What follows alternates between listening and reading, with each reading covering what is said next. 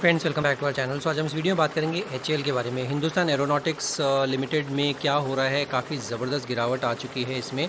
और अगर अभी भी आपके पास पोजीशन है तो ये वीडियो आपके लिए होने वाली है, बिकॉज इसमें काफ़ी सारे लोग फंसे हुए महसूस कर सकते हैं। और जिस तरह से ये तेज़ी से चला था उसी तरह से तेज़ी से गिरा भी है, और अब जाके ये एक लेवल पर पहुंच चुका है जो कि मेरे रडार पर आया है। और इस पे हम डिटेल में चर्चा करने वाले हैं। अगर आप इसमें फंसे हुए हैं या फिर आपकी भी पोजीशन है हिंदुस्तान एरोनॉटिक्स में, तो क्या करें और मेरी रणनीति क्या होगी, क्योंकि मेरी भी पोजीशन है हिंदुस्तान एरोनॉटिक्स में और मैंने काफ़ी निचले स्तर पर पोजीशन बना रखी है। तो मैं अभी इतना चिंतित नहीं हूँ। चिंतित होने का एक लेवल है, अगर वो क्रॉस कर जाता है तो बिल्कुल चिंता होगी और हो सकता है मैं इसको स्क्वायर ऑफ कर लूँ अपनी पोजीशन को। तो बिल्कुल चिपक के बने रहेगा। इस वीडियो में काफ़ी अहम लेवल्स के बारे में बात करने वाले हैं, तो इसमें बिल्कुल स्किप करके वीडियो मत देखिएगा, अदरवाइज़ हो सकता है आपसे वो अहम लेवल्स मिस आउट हो जाएँ। इससे पिछली वीडियो हमने अभी स्ट्राइड्स फार्मा पर डाली है। स्ट्राइड्स फार्मा पर भी एक लेवल जो 1320 का था वो रिक्लेम हो गया है, तो वो भी आप अपने रडार पर रख सकते हैं। अब काफ़ी बड़ा टारगेट निकल के आ रहा है और 2375 तक के टारगेट्स निकल के आ रहे हैं स्ट्राइड्स फार्मा पर भी।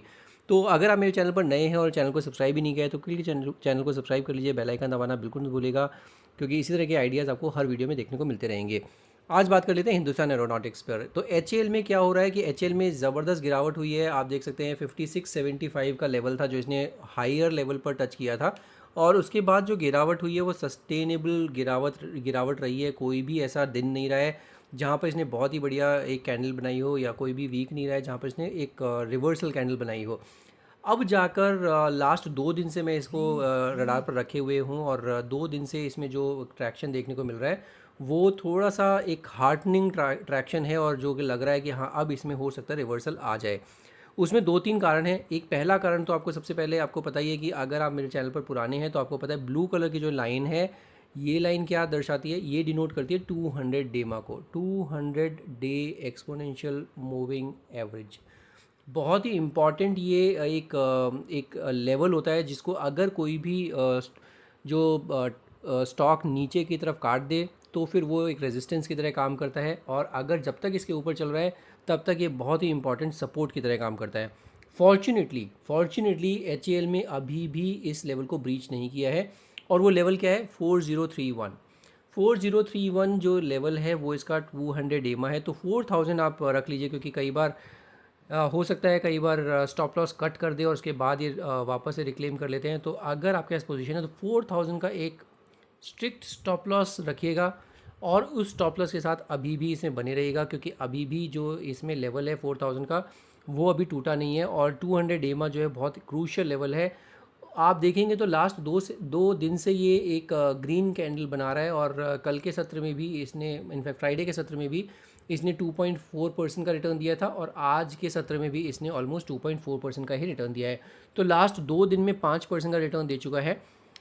अब इसमें आपके पास पोजीशन है तो 4000 का स्टॉप लॉस, और इसमें नेक्स्ट पड़ाव क्या देखने को मिलेगा, नेक्स्ट पड़ाव इसमें देखने को मिलेगा 4575 जो इसका 20 डेमा है, और उसके बाद 4700 या फिर 4700 जो इसका 50 डेमा है। तो 4566 भी इसका 100 एम आई, तो ध्यान रखिएगा 4566 4575 इसका पहला टारगेट, और उसके बाद 4700 का दूसरा टारगेट। तो ये 2 लेवल्स का बिल्कुल ध्यान रखिएगा, और इसमें आप बिल्कुल पोजीशन में बने रहेगा। बॉटम फिशिंग करना चाहते हैं वो भी कर सकते हैं, क्योंकि रिस्क रिवॉर्ड आपके फेवर में है। 4000 का स्टॉप लॉस अगर लगा के आप इसे पोजीशन में बनाते हैं तो इसमें भी आपको अच्छे बॉटम फिशिंग के आइडियाज़ देखने को मिलते हैं, क्योंकि इसमें अगर ये लेवल टूट जाते हैं 4700 के भी, तो फिर इसमें जो नेक्स्ट हर्डल देखने को मिलेगा वो 4900 तक का भी लेवल देखने को मिल सकता है। 4700 पहला टारगेट, और 4700 के बाद 4850, और 4850 के बाद 4950। 4950 भी तोड़ देता है तो फिर इसमें 5000 की रैली देखने को मिलेगी, और ये रैली फिर सस्टेन्ड होगी। ऐसा रातों रात अब कुछ नहीं होगा इसमें, क्योंकि जो तेज़ी से ये ऊपर चला था उसी तेज़ी से नीचे भी आया है, और नीचे आने के बाद अब ये थोड़ा सा लग रहा है कि यहाँ पर अपना बॉटम बना रहा है, और बॉटम अगर ये बना लेता है, अगर अब ये 4000 के नीचे नहीं निकलता है तो इसमें बिल्कुल अपने पोजीशन में इंटैक्ट रहेगा, बने रहेगा, और 5000 के टारगेट के लिए इसमें बने रह सकते हैं। तो अगर आपको नई पोजीशन बनाना चाहते हैं, नई पोजीशन भी बना सकते हैं। 4000 के स्टॉप लॉस को ज़रूर रखिएगा अभी, क्योंकि अगर आप देखेंगे तो थर्सडे के सत्र में ये ऑलरेडी ओवरसोल्ड सिचुएशन में चला गया था। अगर आप इसका आरएसआई भी देखते हैं 27 का आरएसआई हो गया था। तो ओवर, जैसे हम ओवर बॉट पकड़ते हैं वैसे ओवर सोल्ड भी होते हैं स्टॉक्स, ऐसा नहीं है कि सिर्फ ओवर बॉट ही होते हैं। ओवरसोल्ड मतलब कि बहुत ज़्यादा पिटाई हो चुकी है, अब अति हो चुकी है किसी भी स्टॉक में, और अब जाके इसमें रिकवरी आनी शुरू हो सकती है। तो वो रिकवरी अब इसमें आनी शुरू हो गई है, बट इतनी तेज़ी से रिकवरी नहीं आएगी जो मुझे लग रहा है। और अब क्योंकि इसमें आपको नेक्स्ट पड़ाव जो देखने को मिल रहा है वो भी 46 45 60 70 के आसपास देखने को मिल रहा है। तो अभी भी इसमें एक पहला जो पड़ाव है वो पहला पड़ाव ही यहाँ से ऑलमोस्ट 100 रुपये ऊपर है, तो ये एक अच्छी चीज़ है। अगर आप RSI भी देखते हैं तो अभी भी 40 का ही RSI पहुंचा है। अगर आप थर्सडे का RSI देखते हो तो 27 का RSI था, अभी भी 5% चला है, 40 का RSI पहुंच चुका है। तो अब ये एक इनडिसाइसिव जोन में है। जैसे ही ये 60 का RSI क्रॉस करता है तो मोमेंटम आता है, बट अभी ये अच्छा रिस्क रिवॉर्ड के पॉइंट ऑफ व्यू से HL में बने रहा जा सकता है। ये हो जाता है डेली का चार्ट। एक बार इसको वीकली के चार्ट पर भी देख लेते हैं, वीकली के चार्ट पर कैसा प्लेस है। तो वीकली के चार्ट पर भी आपको दिखेगा कि अभी जो नेक्स्ट हर्डल है वो भी 4571 है। तो मैंने आपको 4575 बताया। डेली के चार्ट पर जो कि इसका 20 डेमा है, 4566 इसका 100 डेमा है, और इसी के तर्ज पर 20 वीक एक्सपोनेंशियल मूविंग एवरेज भी 4571 आ रहा है। तो 4571 तो बिल्कुल इसमें पहले हर्डल की तरह काम करेगा, पहला टारगेट, पहला हर्डल, कुछ भी आप बोल सकते हैं। अगर वो क्रॉस हो जाता है तो फिर इसमें अच्छी चाल देखने को मिलेगी, और फिर इसमें नेक्स्ट पड़ाव जो है 4900 4850 के जो पहला हर्डल है वो देखने को मिलेगा, और 4850 क्रॉस कर जाता है तो फिर इसमें 5100 तक का भी टारगेट देखने को मिल सकता है। अब आप वीकली के चार्ट पर भी RSI देखते हो तो 50 का RSI यहाँ पर भी, तो ये भी एक चीज़ है कि ये भी अभी 60 पहुँचा नहीं है। बट अगर बॉटम फिशिंग का आप आइडिया ढूंढ रहे हैं, कंपनी में कोई बुराई नहीं है, कंपनी में बहुत अति की तेज़ी हुई थी, उसी हिसाब से रिट्रेस हुआ, और रिट्रेस होने के बाद अब जाके इसमें एक सपोर्ट ले रहा है, और सपोर्ट लेने के बाद अब चलना शुरू हो गया है, तो ये एक अच्छी चीज़ है। अगर बहुत निचले स्तर की पोजीशन है तो इसमें 50 वीक एक्सपोनेंशियल मूविंग एवरेज जा रहा है 3870। तो 4000 का तो पहला जो स्टॉप लॉस है, अगर बहुत ही निचले स्तर पर पोजीशन बनाई है तो 3870 का स्टॉप लॉस लगा लीजिएगा, और बिल्कुल इसमें बने रहेगा। लॉन्ग टर्म प्ले है, जो तेज़ी से ऊपर चला था वो अब इतना तेज़ नहीं चलेगा, बट हाँ लॉन्ग टर्म में अभी भी अच्छा स्टॉक देखने को मिल रहा है। अच्छी कंपनी है, बिल्कुल अच्छे ऑर्डर बुक है, एग्जीक्यूशन कैपेबिलिटीज़ भी अच्छी हैं, और हाँ ये एक ज़रूर है कि गवर्नमेंट की कंपनी है, बट गवर्नमेंट कंपनीज़ भी काफ़ी टर्न अराउंड हो चुकी हैं, तो इसमें बिल्कुल आप इसमें ध्यान रखिएगा। ये वीकली का चार्ट है, वीकली के चार्ट में RSI भी 50 है, तो वहाँ पर भी अभी थोड़ा सा और वेट करना चाहते हैं, वेट कर लीजिए।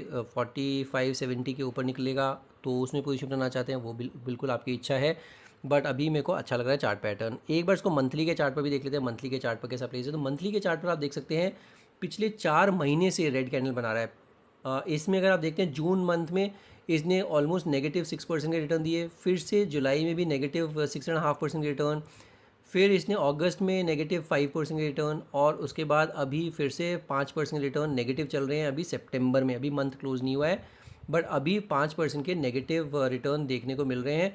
तो अब ये मुझे लग रहा है कि आप अपनी ट्रेजेक्ट्री चेंज करने का समय आ गया है। इसका रीज़न बताता हूँ एक और।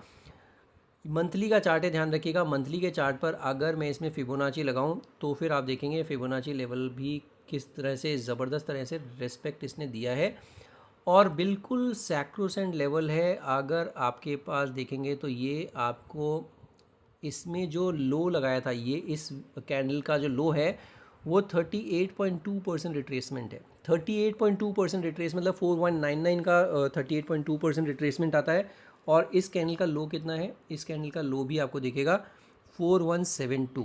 तो एकदम जहाँ पर सपोर्ट लेना चाहिए फिबोनाची के पॉइंट ऑफ व्यू से भी, वहाँ पर ही सपोर्ट लिया है। अब इसमें आपको जो नेक्स्ट रिट्रेसमेंट लेवल है वो है 4774। ये जो लेवल है, अब ये लेवल नेक्स्ट इसमें पड़ाव देखने को मिलेगा, और वो भी टूट जाता है तो फिर इसमें जो है 5702 जो इसका जहाँ से इसने टॉप बनाया था वहीं से ही ये वापस रिट्रेस करेगा। बट पहला जो लेवल इसमें दिख रहा है फिबोनाची के हिसाब से 4775 का लेवल दिख रहा है, और इसमें बिल्कुल आपकी पोजीशन है तो घबराना नहीं है, परेशान नहीं होना है, क्योंकि तेज़ चलते हैं उस वक्त तो बहुत मज़ा आता है कोई भी स्टॉक में, बट जब रिट्रेस होते हैं तो आपको बिल्कुल टेंशन होनी शुरू हो जाती है। बट अगर फंडामेंटली स्टॉक अच्छा है, अभी भी मैं आपको ये बता सकता हूँ कि जितने भी ये स्टॉक्स हैं डिफेंस के, चाहे वो BDL देखें या फिर पारस डिफेंस देखें, या कोई भी स्टॉक आप उठा के देखेंगे, आइडिया फोर्ज या जो भी, सबसे सस्ता स्टॉक है Hindustan aeronautics in terms of price earning ratio. आप जाके स्क्रीनर पर देख सकते हैं, कंपैरिजन लिस्ट आती है, उसमें आप बिल्कुल देख सकते हैं कि इसका पीई क्या है और as compare to BDL and idea forge and Paras defence and all those other stocks आपको दिखेगा सबसे सस्ता अभी भी हिंदुस्तान एरोनॉटिक्स है। तो ये एक और चीज़ इंपॉर्टेंट है। अब अगर मंथली के चार्ट पर आप आरएसआई देखते हो तो अभी भी 75 का आरएसआई है, तो जो कि मंथली चार्ट पर आपको बिल्कुल अभी भी मोमेंटम स्ट्रॉन्ग है, अभी भी मोमेंटम चल रहा है। और आप देखेंगे तो जून वाली जो कैंडल थी, रेड कैंडल, यहाँ पर अगर देखेंगे तो ये बिल्कुल क्लियरली इंडिकेट कर रहा था कि ये नीचे आने के लिए बिल्कुल तैयार है। क्यों? आरएसआई आप देख सकते हैं 95 का आरएसआई हो चुका था। इतनी ज़बरदस्त टीम बिल्ड हो चुकी थी इसमें जो कि सस्टेनेबल नहीं है। और इसी तरह से अगर आप देखते हैं जुलाई वाले मंथ में भी, तो यहाँ पर भी 86 का आरएसआई नीचे आने के बावजूद भी। इसी तरह से अगर आप नेक्स्ट मंथ में देखते हैं आरएसआई, तो ये मंथली चार्ट पर फिर से 86 है, ये देखिए। और उसके अगले मंथ में भी देखेंगे तो अब जाके इस मंथ में सितंबर मंथ में ये 80 के नीचे आया है, 74-75 का आरएसआई है। तो अब ये क्लियरली शो कर रहा है कि ओवरबॉट सिचुएशन से नीचे आ चुका है, कूल ऑफ हो चुका है। फ्रेश पोजीशन बनाने के बारे में सोच रहे हैं तो बिल्कुल अपने रडार पर रख सकते हैं। हालांकि कोई रिकमेंडेशन नहीं है, क्योंकि डिस्क्लेमर की तरह ध्यान रखिएगा, इसमें मेरी पोजीशन है और मैंने आपको बताया बहुत निचले स्तर पर मेरी पोजीशन बनी हुई है, तो मेरा इसमें वेस्टेड इंटरेस्ट है। तो जो भी आप डिसीजन लीजिए अपने फाइनेंशियल एडवाइस से डिस्कस करके लीजिएगा, अदरवाइज़ नहीं। तो ये ध्यान रखिएगा, अब ये अच्छे लेवल पर आ चुका है, कूल ऑफ हो चुका है और अब जाके इसमें नेक्स्ट पड़ाव देखने को मिल रहे हैं। 5000 के टारगेट के लिए इसमें बिल्कुल बने रह सकते हैं और फ्रेश पोजीशन बनाना चाहते हैं तो वो भी आप बिल्कुल सोच सकते हैं। तो ये मेरा भी हो जाता है इस पे हिंदुस्तान एरोनॉटिक्स पर। और अगर आप मेरे चैनल पर नए हैं, चैनल को सब्सक्राइब भी नहीं किया है, तो क्विकली चैनल को सब्सक्राइब कर लीजिए, बेल आइकन दबाना बिल्कुल नहीं भूलिएगा। वीडियोज़ अगर पसंद आ रही है तो वीडियो को लाइक ज़रूर कीजिए, दोस्तों के साथ शेयर ज़रूर कीजिए। आज की वीडियो में सिर्फ इतना ही। Will see you in next video. Thank you so much for watching this video.